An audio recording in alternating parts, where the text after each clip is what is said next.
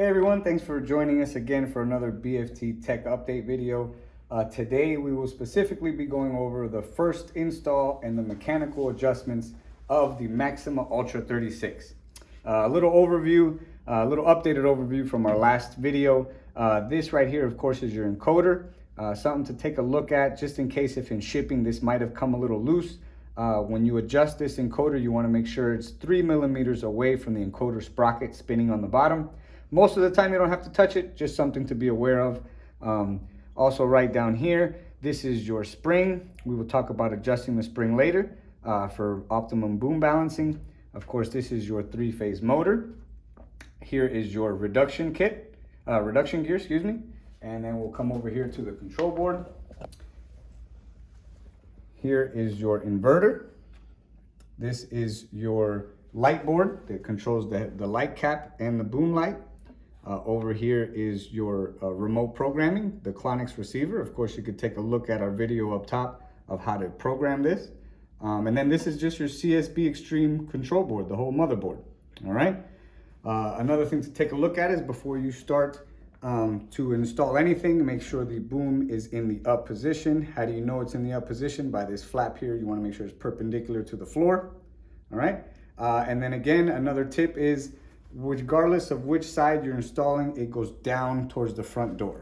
Okay, so if it's left or right, the arm goes down towards the right to the front door. So just make sure you're paying attention to that while installing. And now we will move over to the Omega and boom installation. This right here is actually the most important part, so you got to make sure you get this right. So this piece right here is your Omega. The Omega is what connects the boom to the barrier. Okay. So very important to install this and install this in the up position. Make sure you have all of your accessories installed, regardless if it's the skirt, the light kit, the pogo stick in the front. You want to make sure that it's all installed first, right? Once we have it completely installed, everything's good to go. Your very next step, of course, is balancing the spring and balancing the boom, or adjusting the spring, and balancing the boom. All right. So over here, all your manuals or the quick start guides will come with this chart, okay? And what you're looking at in this chart is this top number right here is the length of your boom, okay? And this on the side are the different accessories you can choose from. So of course, you know, like any chart, you want to line up with whatever accessory, whatever boom length you have. For instance, here, we're choosing a 5.5 meter boom, okay? And then the accessory we have is just the boom PS. The boom PS is the boom by itself and the light kit, okay? So according to this, we got to choose hole 3. And what is hole 3? Hole 3, if you look over here, it comes from factory in hole 1, then hole 2 is the middle, hole 3 is the outer side. So for this setup, we would have to choose hole 3. And after we've chose hole 3 and we've got the hole 3 installed, now we got to adjust the spring on the bottom like I showed you in the front video, in the beginning of the video. Okay, so again, boom in the up position, everything installed, correct hole chosen and bolted up. Now you will take 22 millimeter bolts to adjust this spring to be 120 millimeters.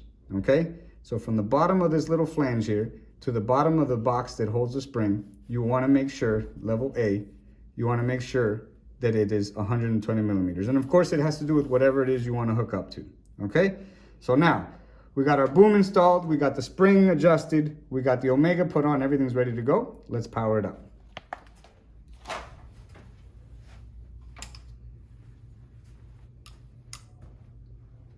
All right, let it run through its little startup procedure. Okay, so now that we got it up and going, have you noticed at any point in time I have not touched the limit switches? Because there's no need to touch the limit switches. These things are set up mechanically from factory. And again, there's no reason to ever touch the limit switch. So we have everything installed. We are going to bring the unit down. Of course, make sure your interlock is pushed in. Arm goes down in the down position. Now, at this moment is when you're going to try to level it. Again, not with the limit switches. You're going to level it with the Omega.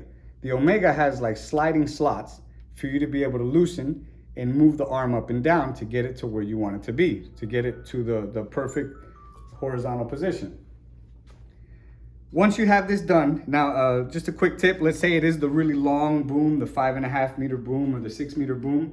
sometimes it might be a little down, so you might have to lift it a little bit before tightening the bolts. So when it's tightened and it goes down, it levels off, right? So you got it completely level. You got your omega tightened. Again, no need to touch the limit switches. We're able to move it up and down.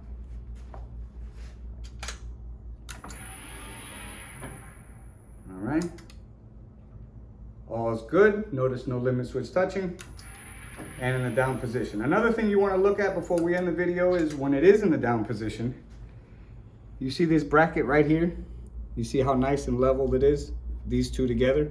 That's how you know you got a correct down position. Because if you mess with the limit switches too much, these levers, they start overturning and then they're not going to work correctly. So that's why I know I mentioned it at least 20 times, but do your best to stay away from the limit switches. Thank you for joining us.